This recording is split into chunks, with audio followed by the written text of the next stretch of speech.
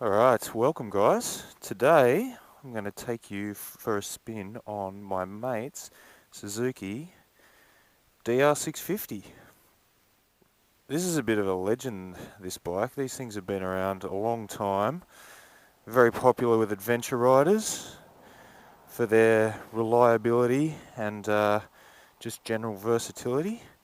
You can see this one's a motard. It's got the 17-inch street wheels on it.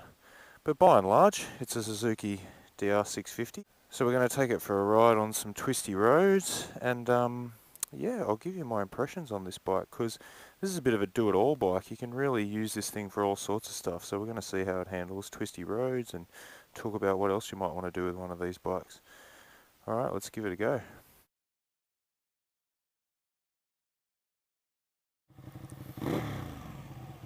Okay, DR 650.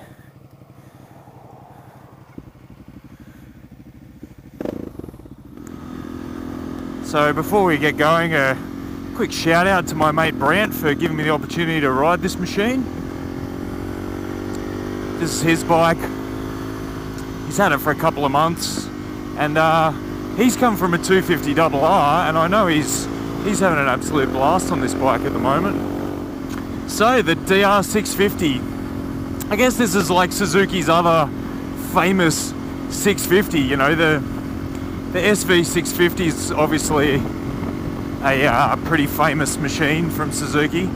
I did a review of that actually, I'll post a link up here. But I'd like to think that the DR is right up there as well. I mean, this is an absolute staple for Suzuki, right? Like they've had this thing, they've been building this thing for 20 years.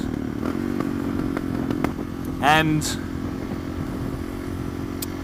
like I was saying before, what I want to talk about in this video is this like the ultimate do-it-all machine, because people have done just about everything with these DR650s.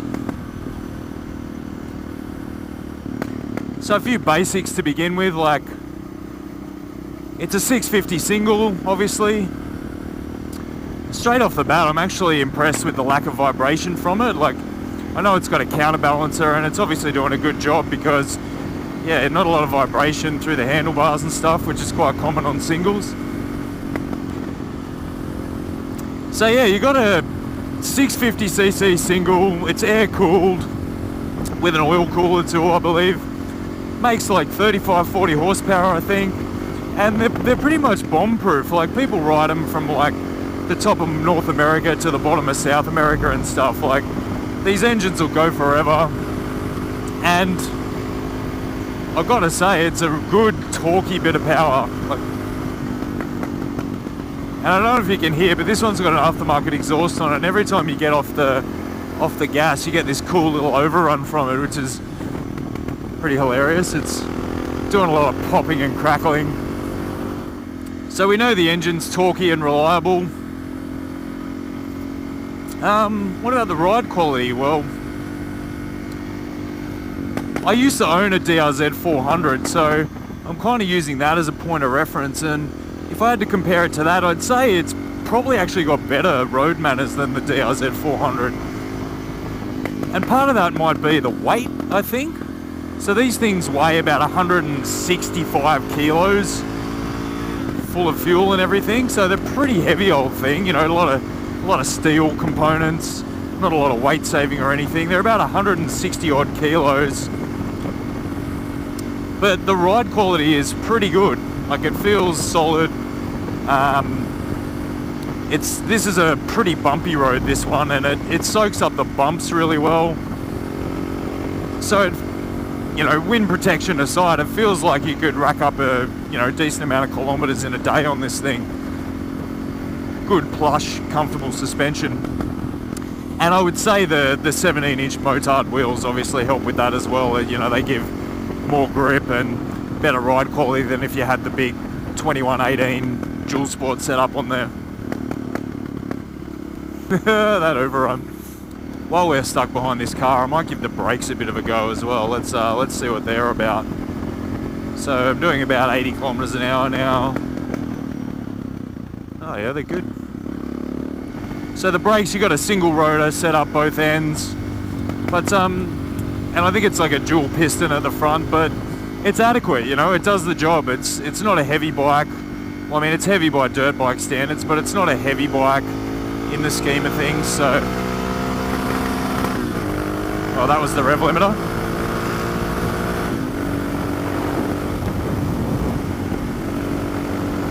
Yeah, it's a good amount of pull. But then as the speed rises, you do feel a bit more wind across your chest and a little bit more push, but nothing you can't handle. Seating position, I'm a tall guy and I fit nice on here. You feel like you're pushed right forward, like dirt bike style setup, but then you're nice and upright, so you're comfortable. Your hands fall nicely to the bars, so you know, it's super comfy. Your back's upright. Feel like you could sit like this all day. It does ride. The actual seat height though is definitely lower than my DRZ. I don't know if that's to do with the motard wheels being on there, but it feels significantly lower to the ground. So I don't know how that translates into ground clearance off-road, but yeah, it feels like it could do with a little bit more ground clearance if you're going to do a lot of off-roading on it. Another thing worth mentioning about this bike is these things are learner legal here in Australia, which means you could start on one of these if you wanted to. So, you know, I've done a lot of beginner bike reviews. I'll chuck a link to the playlist here if you want to have a look at some other bikes that I've reviewed for first timers. But yeah, I guess it begs the question, could you use this thing as your first bike? Well, I think it's got a lot of things going for it that would make it a really good first bike. The first one is that it's such a dual purpose bike. You know, you could have two sets of rims like my mate has, and then you could ride twisty roads on a Sunday like this, and then you could do the 20-minute changeover and take it on some dirt roads after that. On top of that, you could load it up with some gear and go adventuring on it. With this amount of weight, it's going to be a little bit heavy in the dirt. But unless you're tackling full-on dirt terrain, it's going to be fine. You know, you're going to be able to take it just about anywhere. So what other bikes are in the same category as the DR650? Well, like I was saying, if you want a slightly more dirt-oriented DR, I guess you could get the DRZ 400.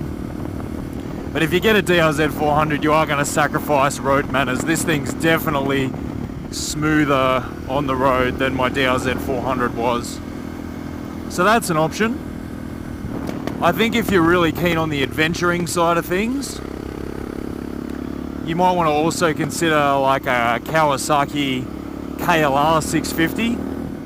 Now, I've not ridden a KLR 650, but from what I gather, that's like heavier than this, makes less power than this, but is maybe a little bit more rugged in the sense that you can beat the hell out of it, and it's, you know, it's like the Toyota Hilux of the bike world, the KLR. But you know, the DR650 is already renowned as a reliable machine, so I don't know how much more reliable you need. I guess the KLR is just a bit more of a workhorse. You sort of load it up with more stuff and you're not really interested in speed, you're just interested in pure endurance. That's where you might want to consider a KLR 650 instead of the DR. Oh, that's cool. Just ride the wave of torque out of the corner. But yeah, I love this bike. I'm really impressed. Like I said, I love that it's a simple, old school bike, but you can do anything you want on it.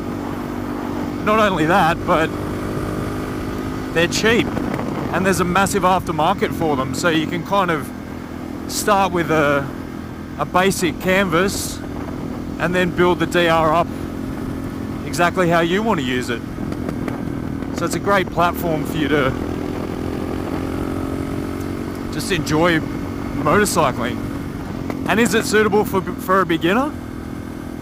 Yeah, I think so. I think a beginner could start on this. It's torquey, but I don't think it's going to like surprise you by lifting up the front wheel left, right and center. It's lightweight and it's got a relatively low seat, so you're not going to have too many hassles maneuvering it around in a car park. And let's face it, it's a dirt bike, so if you drop it, doesn't matter, right? You know, you might replace a bar end or something, that's it. So that's another plus for learners. But yeah, you got these big high handlebars, comfortable seating position. It's easier to like maneuver the bike in and out of corners.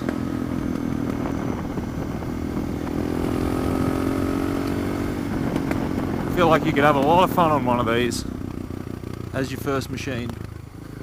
I'm going to splice in a bit of audio here at the end of this video to give you a better feel for what these pops and crackles sound like, because this thing's got an aftermarket muffler on it, and every time I snap the throttle closed,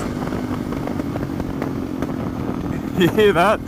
You just get this constant like popping out of the exhaust pipe, and it's hilarious. It makes you feel like you're on a proper dirt bike. It's amazing what an exhaust does for the experience of the bike. Great fun.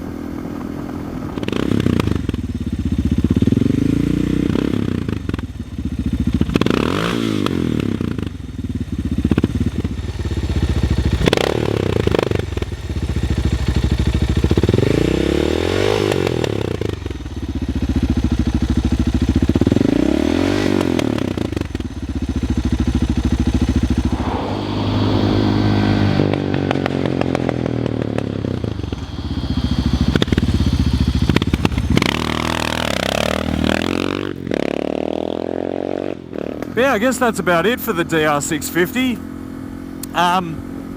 If there's anything I haven't covered, shoot me a comment down below and I'll do my best to answer it.